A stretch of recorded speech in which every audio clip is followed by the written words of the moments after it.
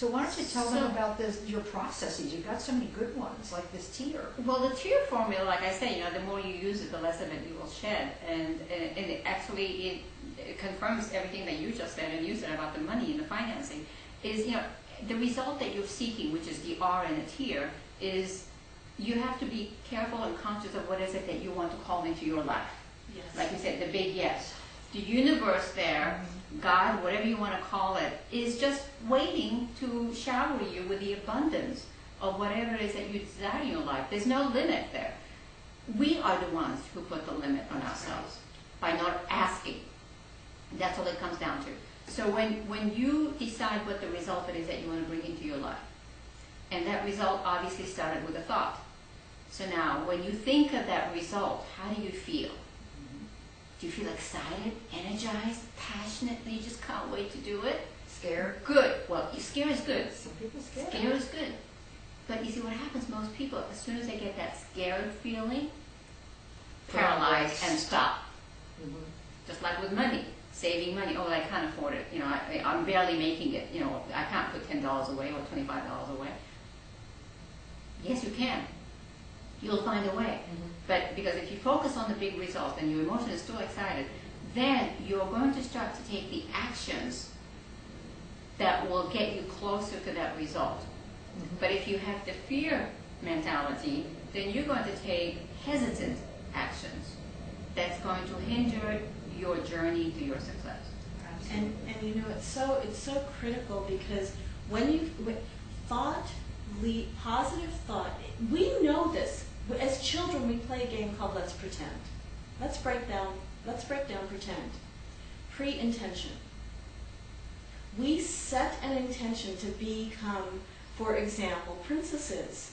And suddenly race car drivers, cowboys and Indians, pirates, whatever it is. We set the intention, and then all of a sudden we designate, okay, you hold the flag at the finish line, and you're the pitman, and you're the driver, and I'll hold the finish line flag, and we all become that because we feel it. We know it instantly. As children, that's a skill. We have it. We're born with this skill. Well, as adults, we can do the same thing. Because if we think it, we can adapt that feeling tone, that emotion, that leads to that action that gives us that result. And the Universal Yes Machine says, yes, you can. You can be that. You can become it right now. Do you know what can trip me up? I mean, this is very true. What can trip me up is sometimes the result is so big, or I'm not even sure what it is, that I can get paralyzed. And I have to learn sometimes to have like little mini results. Yes. It's not so much that I know what the end game is, but if I know what next month is, or 2 months from now, or a quarter, or a half year, whatever. But I might not even know what the big picture or end result is. It's because on the learning curve, I am the unconscious incompetent. I'm not even competent enough to ask the right questions, but I can start to think differently. And that can create the result that I'm going after. And using your pretend, I think, is, that pre-intention is a terrific way to go about doing that. And Gwen, I'll tell you something. One of the things us women, we forget to do, we forget to celebrate our accomplishments along the way.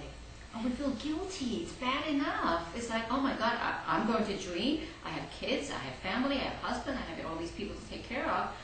We feel guilty. And so here's one of the things that we have to do for ourselves. We have to be grateful. And we have to celebrate the accomplishments.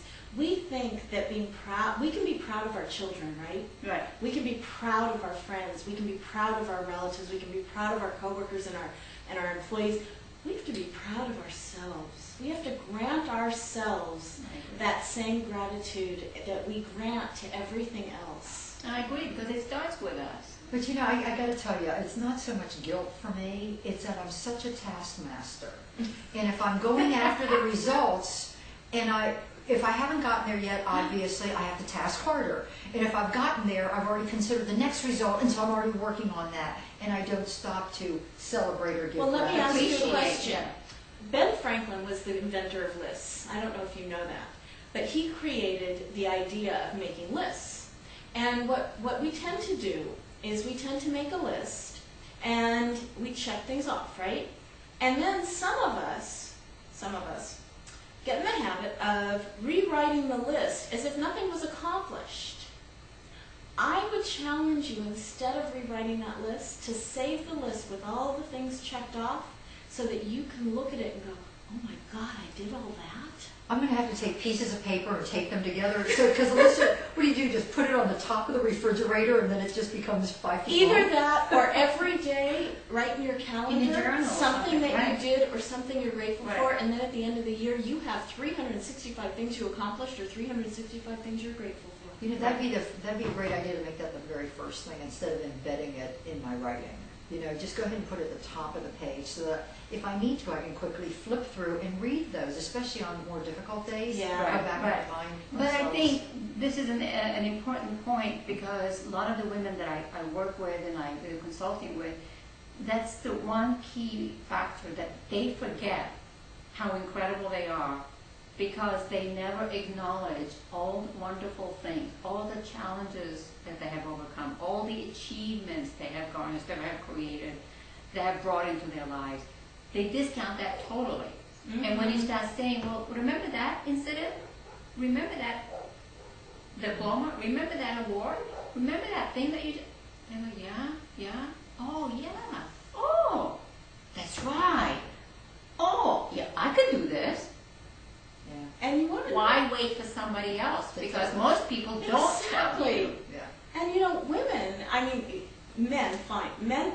Men are the great achievers, right? The yang energy is the achieving energy, right? But women are the multitaskers of the universe. Mm-hmm. Women, if we look at what we can accomplish when we can cook, we can get the kids to bed, we can do the laundry, we can clean the house, we can talk on the phone, we can be writing, we can be using the computer, we know exactly what's going on all Right. around us, Right. all the time. Excuse me, ladies, really think about how much you can do. And you talk about being a taskmaster, look at what you've done. Well, You're amazing. It's funny because I don't consider myself a multitasker only a few times. There are times where I just have to stop all the craziness and just enjoy that moment or Yes. focus on that moment. And from a spiritual point of view, it gives that moment that much more value than Absolutely. splitting myself. But I grew up one of 8 kids. I certainly learned, and the oldest girl, I learned how to multitask very quickly. Back then, we had the telephone with the 14-foot cord in the kitchen that, of course, was stretched out to 25 feet, which meant it went everywhere in the kitchen, and you could cook and you could talk on the phone as a teenager and do all these things at once. So obviously we do have that capacity. Absolutely.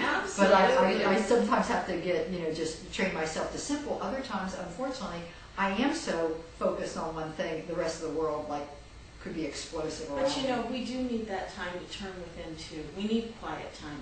Well, that's where growth comes in. That's when your dreams are developed. That's where you connect with your subconscious and you figure out who you really are and what you want to do and what you want to achieve in life.